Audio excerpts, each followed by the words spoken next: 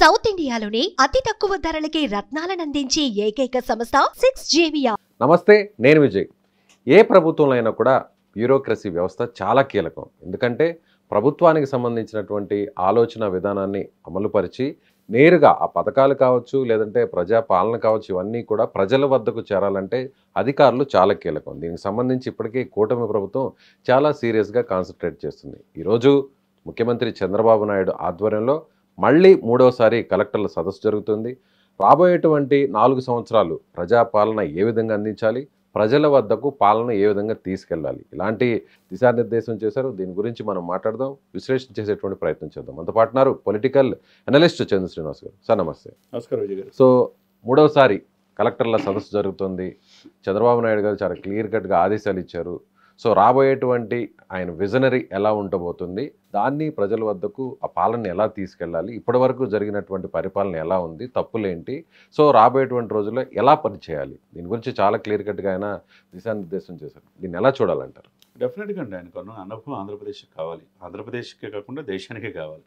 Positive people పర్ఫెక్షన్తో మీరు వెళ్ళండి అని కలెక్టర్కి ఉద్బోధ చేశారు. ఎందుకంటే మీరు అన్నట్టు ఎప్పుడు లేని విధంగా ఈ 9 మాసాల్లో 3వ కలెక్టర్ కాన్ఫరెన్స్ అంటే మొదటి 2 సమావేశాలకి పవన్ కళ్యాణ్ గారు కూడా చాలా చక్కగా చెప్పారు. కలెక్టర్లు అంటే ఎంతో బాధ్యత ఉండాలి, మీరు ఫ్రీ హ్యాండ్ తీసుకొని ప్రభుత్వ సంక్షేమ పథకాలని మీరు అమలయ్యేటట్టుగా ప్రజలకు చేరువయ్యేటట్టుగా మీ బాధ్యత అని చెప్పారు. మీరు ఎవరికి భయపడాల్సిన అవసరం లేదు. ఇప్పుడు 3వ కాన్ఫరెన్స్లో అధికారులందరితో పాటు ఆంధ్రప్రదేశ్ వ్యాప్తంగా అన్ని జిల్లాల కలెక్టర్లతో మాట్లాడే విధానం చూస్తే ఇప్పటివరకు 10 లక్షల కోట్లతో అభివృద్ధి పనులు ప్రారంభించాం. అంటే దాదాపు దీనివల్ల అంటే గ్రీన్ ఎనర్జీని ఎక్కువ ప్రోత్సహిస్తున్నాం, రెన్యూబుల్ ఎనర్జీని. ఆ దిశగా పెట్టుబడులు పెడుతున్నారు, కేంద్ర ప్రభుత్వం నిధులు ఇస్తుంది. దాని ద్వారా 7 లక్షల మంది ఉపాధి పొందగలుగుతున్నారు. అంటే మనం ఒక విజన్తో వెళ్తాం, విజన్ 2047తో ముందు వెళ్దాం. ప్రజలే మనకి దైవంతో సమానం. ప్రజల యొక్క పర్ఫెక్షన్ ఇది పాజిటివ్ కోణంలో సకారాత్మకంగా ఆలోచించి ముందుకెళ్తే కనుక మనం ముందుకు వెళ్ళగలం.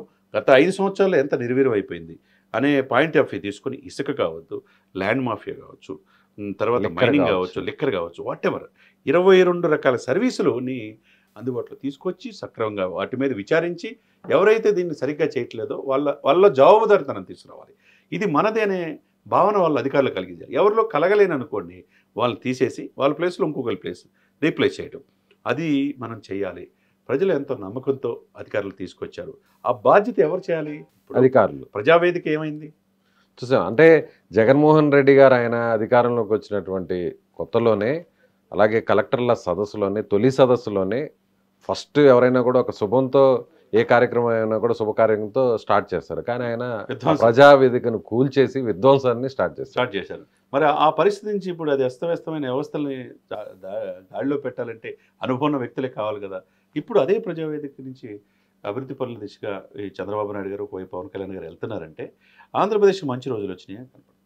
వలసలమయమైన ఆంధ్రప్రదేశ్ ఇప్పుడు వలసలు వెళ్ళిపోయిన వాళ్ళు రిటర్న్ వస్తున్నారు. అంటే అవకాశం అనేది కలుగుతుంది. రాజధాని పనులు ప్రారంభమైన పనులు కూడా వస్తున్నాయి. తర్వాత భవన కార్మికులు కూడా పనులు జరుగుతూ ఉన్నాయి. తర్వాత అన్ని వ్యవస్థలు పరిశ్రమలు పెడతానికి ఇతరులు ముందుకు వస్తున్నారు. అదేవిధంగా ఆయన చెప్పిన గ్రీన్ ఎనర్జీని ముందుకు తీసుకెళ్లాలి, 10 లక్షల కోట్లు పెట్టుబడి రావాలంటున్నారు. డ్రోన్ మనం చూసాం కూడా. తర్వాత సీ ప్లాన్ కూడా మనం చూసాం.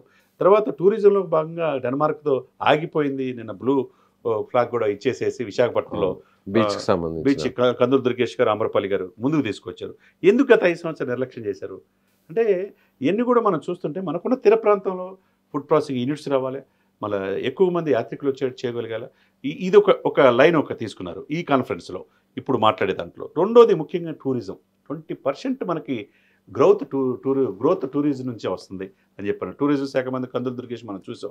పనితీరులో కూడా 2nd ప్లేస్లో ఉన్నాడు ఆయన. అదేవిధంగా అహోరాత్రులు మన జర్మనీ వెళ్ళొచ్చారు, మన ఢిల్లీ వెళ్ళొచ్చారు. టూరిజంని మనం కొనసీమ అందాలు మనం చూపించవచ్చు. హాస్పిటల్ ఇండస్ట్రీ ఎక్కువగా వస్తే, ఎక్కువ విదేశీ యాత్రికులు మిగతా రాష్ట్రాల నుంచి వస్తే మనకి డబ్బులు వస్తాయి కదా. అదేవిధంగా గేమ్ చేంజర్గా టూరిజం డిపార్ట్మెంట్ రాబోతుంది. టెంపుల్ టూరిజం కూడా డెవలప్ చేయాలన్నారు. అదృష్టం కొద్దీ మనం చూసుకుంటే పుణ్యక్షేత్రాలు చూసుకుంటే భీమవరం సోమేశ్వర ఆలయం చూసుకోవచ్చు, తర్వాత నరసాపురం చూసుకోవచ్చు, అంతర్వేది చూసుకోవచ్చు. ప్రపంచంలో అత్యంత పవిత్రమైన ప్లేస్ తిరుమల ఆంధ్రప్రదేశ్లోనే ఉంది.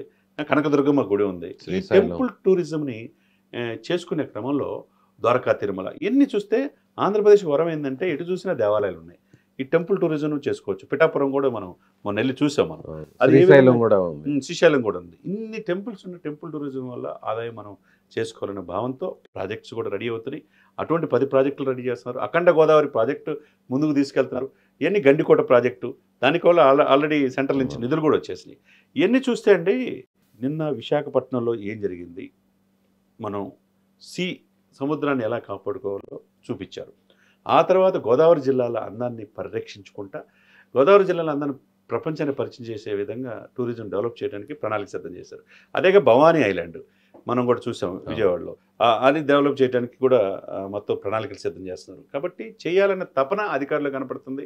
ఈ చేయటం వల్ల వేలాది మందికి ఎంప్లాయ్మెంట్ కల్పించవచ్చే అనేది నాయకత్వం చంద్రబాబు నాయుడు గారిలో, పవన్ కళ్యాణ్ గారు కనపడుతుంది. కాబట్టి అభివృద్ధి నోచుకున్న ఆంధ్రప్రదేశ్ అభివృద్ధి దిశగా వెళ్ళాలి అనేది ఈ కలెక్టర్ కాన్ఫరెన్స్లో ఆయన ఇప్పుడు చందు శ్రీనివాస్ గారు గత 5 ఏళ్లలో చూస్తే ఐఏఎస్ అధికారుల పనితీరు వ్యవస్థ ఎలా ఉన్నిందంటే, ఐఏఎస్ అంటే ఐఆర్ఎస్ అన్నట్టుగా మారిపోయింది. అవునండి. కేవలం బటన్ నొక్కడం, దానికి సంబంధించినటువంటి నిధులను ట్రాన్స్ఫర్ చేయడం వరకు మాత్రమే ప్రభుత్వం అలా వ్యవహరించింది తప్ప మౌలిక సదుపాయాలు కల్పించాలన్నా కానీ అభివృద్ధి చేయడంలో పూర్తిగా విస్మరించింది. అయితే ఏ ప్రభుత్వంలో అయినా కూడా, ఏ పరిపాలనలో అయినా కూడా ఐఏఎస్లు ఐపీఎస్లకు సంబంధించినటువంటి పనితీరు చాలా కీలకం.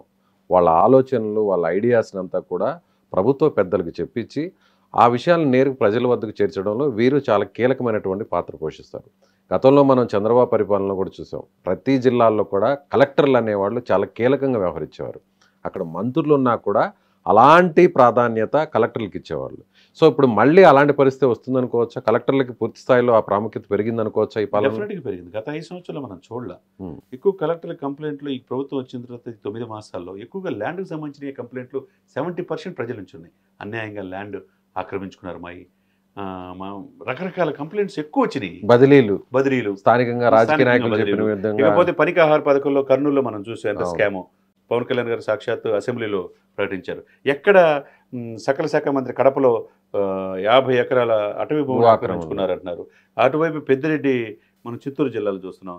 ఇటువైపు విజయసాయిరెడ్డి నిన్నగాక మొన్న బయటకు వచ్చిన విజయసాయిరెడ్డి కూడా వాళ్ళ అమ్మాయి పేరు మీదుగా హోటల్ చేయడానికి బీచ్ వైపు ఇది చేస్తున్నారని ఎక్కడ ఏం వదిలిపెట్టారు సార్? ఇకపోతే మీ నెల్లూరులో కూడా కొండలు అత్యంత అధునాతనమైన క్వార్జ్ ఇది కూడా ఏ విధంగా చేశారనేది కూడా మనం చూసాం.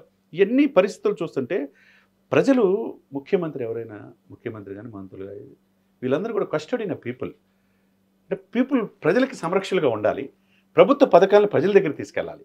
అదే సమయంలో ఎవరు ముఖ్యమంత్రి, మనం ఎప్పుడు రేవంత్ రెడ్డి గారు ఎప్పుడు గుంపుకు మేస్త్రి అంటాడు.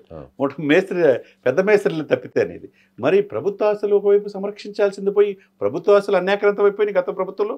ఇప్పుడు ప్రభుత్వ సంక్షేమ పథకాలని చేయాల్సింది బటన్ నొక్కాం అన్నారు, అభివృద్ధిని మర్చిపోయారు. కాబట్టి ఇవన్నీ కూడా ఇప్పుడు మనం ఈ చూస్తున్నాం అనేది మనం స్పష్టంగా. సో అధికారులకు ఆ ప్రాధాన్యత పెరిగింది అనుకోవచ్చు. కలెక్టర్లకి డెఫినెట్గా ప్రాధాన్యత పెరిగింది. మీరు సమర్థవంతంగా పనిచేయండి. మీరు అదే సమయంలో ఎమ్మెల్యేలకి మంత్రులు కూడా స్వీట్ వార్నింగ్ ఇస్తున్నారు. మీరు ప్రతిదీ కూడా కలెక్టర్ల మీద పెత్తనం చేయడానికి ప్రయత్నం చేయొద్దు, వాళ్ళ పని వాళ్ళు చేయనండి. ఫ్రీ హ్యాండ్ ఇచ్చారు. కాబట్టి వాళ్ళు కూడా మేము చేయాలి ప్రభుత్వాన్ని, ప్రభుత్వ సంక్షేమ పథకాలు ఏదైతే ఉన్నో కింద స్థాయిలో, గ్రామీణ స్థాయిలో చివరి వరకు ప్రజలకు తీసుకెళ్ళినప్పుడే నిజమైన స్వాతంత్రం అండి. సో గేమ్ చేంజర్లో రామ్ చరణ్ పాత్ర ఎలా ఉంటుందో, సో అలాంటి పాత్రని, అలాంటి అధికారాలు ఇప్పుడు కలెక్టర్లకి ప్రభుత్వంలో వస్తున్నాయి అనుకోవచ్చా? అలాంటి ప్రాముఖ్యత ఎవరు చేయాల్సిన పని వాళ్ళు చేస్తే అండి పరిపాలన సుభిక్షంగా ఉంటుంది. Right sir, thank you. So ఇది పొలిటికల్ అనలిస్ట్ చందు శ్రీనివాస్ గారు చెప్తున్నట్టుగా ఇప్పటివరకు ఈ 10 నెలల కాలంలో జరిగినటువంటి పరిపాలన తీరు, దాని మీద సమీక్ష నిర్వహించడం, అలాగే రాబోయేటువంటి 4 సంవత్సరాల్లో ఎలాంటి అభివృద్ధి పనులు చేయాలి, ముఖ్యంగా తమ విజన్ని ప్రజల్లోకి ఏ విధంగా తీసుకెళ్లాలనేటువంటి విషయంపై చాలా క్లారిటీతో ముఖ్యమంత్రి చంద్రబాబు ఉన్నారు. అదే విషయాన్ని కలెక్టర్ల సదస్సులో కూడా చెప్పడం జరిగింది. అలాగే కలెక్టర్లకు కూడా పూర్తి స్థాయిలో ఫ్రీ హ్యాండ్ ఇచ్చి వారి ప్రాముఖ్యతను పెంచే విధంగా కూడా ఈ ప్రభుత్వం ముందుకు వెళ్తుందని ఆయన అంటున్నారు. మీరేమనుకుంటున్నారు? నిజంగా అధికారులకు పూర్తి స్థాయిలో స్వేచ్ఛనిస్తుందా ఈ కూటమి ప్రభుత్వం? కామెంట్ చేయండి. Thank you so much.